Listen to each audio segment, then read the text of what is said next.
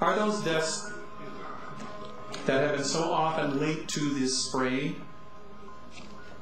intentional? Are they really trying to do us in? Or are they an unfortunate and unintentional byproduct of a program that is seen to have overriding national security implications in terms of global warming? Or are the people behind this program getting two for the price of one? Never stop to wonder when watching my TV why we who do the work are so seldom seen. Now I'm wondering why we're blacked out or portrayed as troublemakers, or always in the background when on screen. Working TV, now we're on screen. Working TV. Welcome to Working TV. I'm Libby Davies. This week we continue with week 2 of the presentation on chemtrails by journalist William Thomas. According to Thomas, these chemtrails are the bizarre cloud-like trails left from the systematic spraying of chemicals over our cities and towns.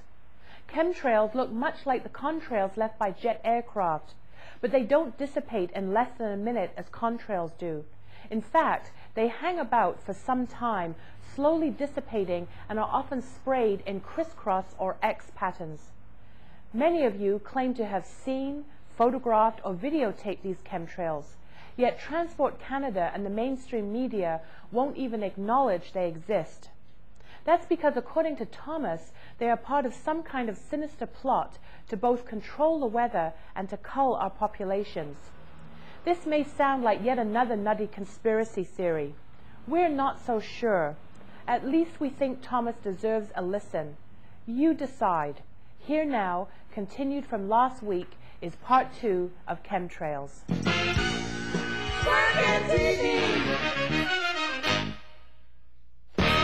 Now, I've been an environmental journalist for some 10 years.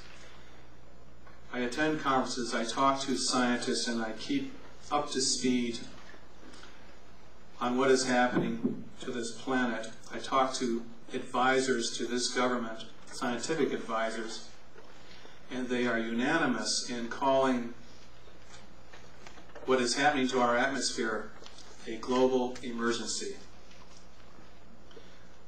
Ladies and gentlemen, this is not a scam. This is actually happening. Poles are melting at an unprecedented rate.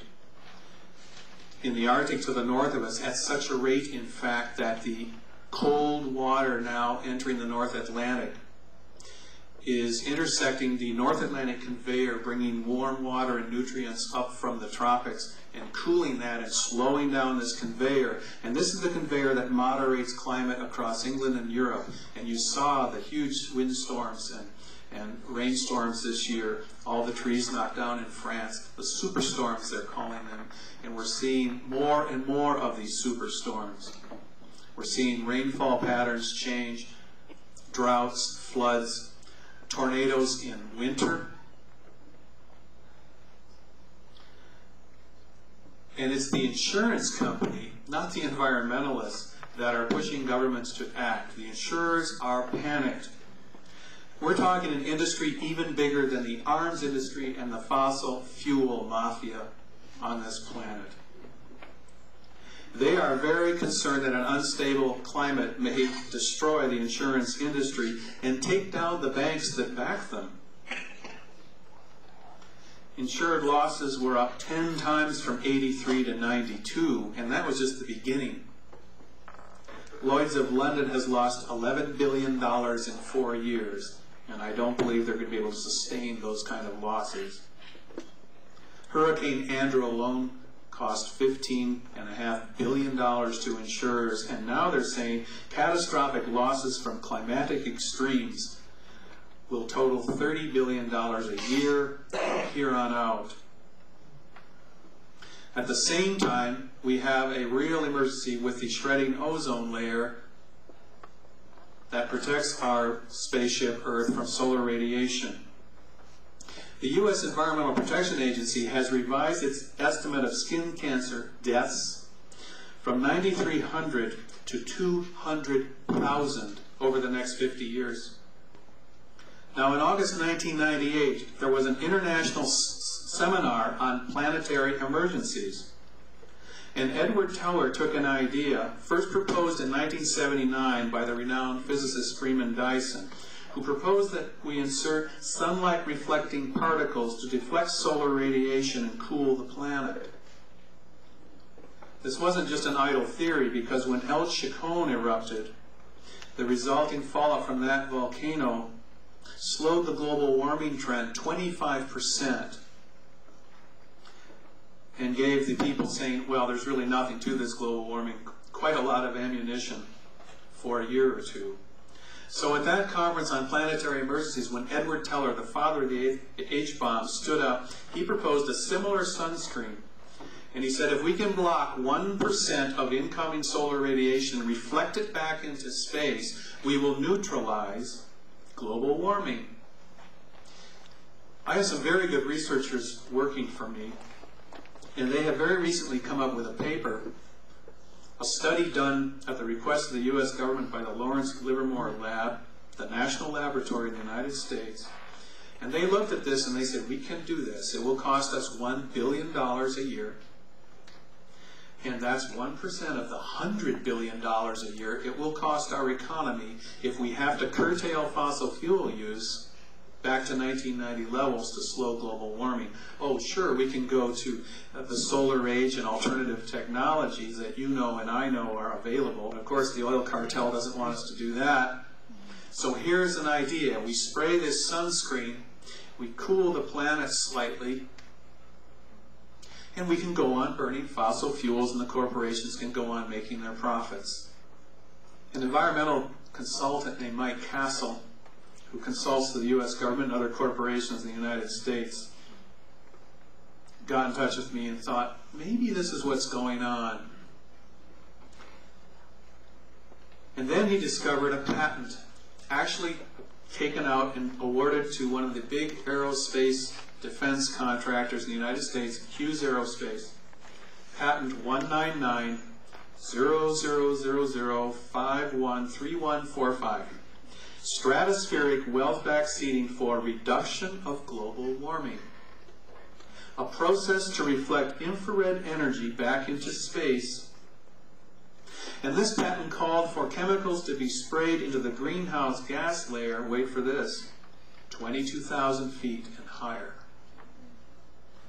What were they going to spray? Oxides of metal. Which oxide? Aluminum oxide. Now you're saying, well, that's a heck of a lot of airplanes flying a lot of missions to spray that kind of material.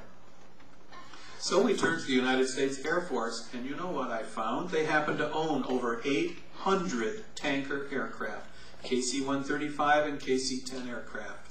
Exactly the planes that we have positively identified in hundreds of photographs and miles of videotape as the aircraft spraying these chemtrails.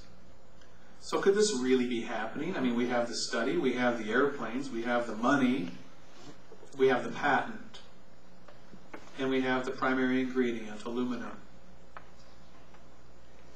Well, we also have scientific proof.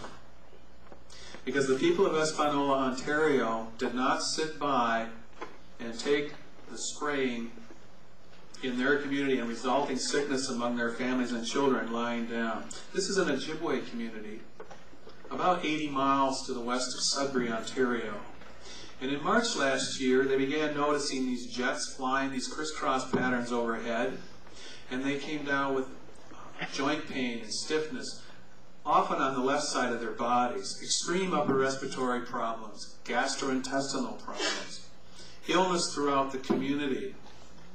And then they saw low-flying aircraft come over, C-130s, spraying a red powderish material.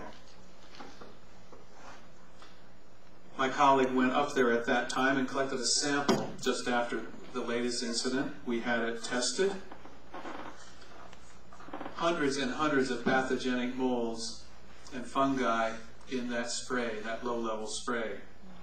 But what about the higher level spray?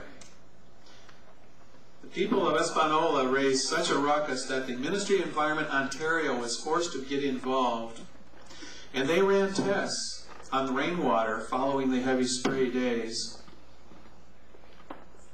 And guess what they found? They found carbon black, which the United States Air Force says they use for weather modification. They found hundreds of molds, fungi, but most of what they found was aluminum. 7 times the safe levels. Aluminum at levels the North Lab said would kill fish. We have the lab test, we have the study. It matches the Hughes patent. It matches what Edward Teller and Freeman Dyson and others were calling for.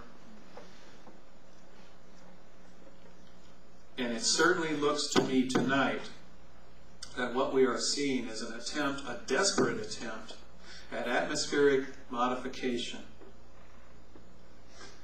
But weather is also being modified. We ask the United States, what the heck's going on? And they say, here's our report, Owning the Weather, 2025.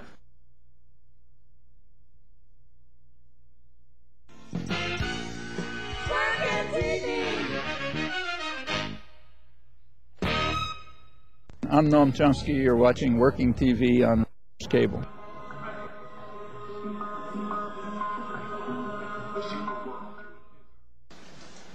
As yet, my researchers and I have found absolutely no indication that the pathogens that are turning up in the gel samples, the cobweb material, have anything whatsoever to do with weather or environmental modification. There seems to be a second program at work here. In January of this year, there was a high-level summit conference. You may not have read about it in the local newspapers or heard about it on the CBC for some reason or other. This was a conference on the changing demographics on this planet, the aging population, and its threat to corporate profits and to defense budgets in particular. We had the International Monetary Fund, the World Bank representatives were there, very high-level people, and they were discussing what in the world are we going to do with the aging population. At least those are the words they used. Other words that have been used in the past are useless eaters. People who become elderly and no longer contribute monetarily to society and become a burden on society in terms of social assistance and especially Medicare. And as that becomes the preponderance in our population, there is a lot of concern among corporations in particular about their bottom line.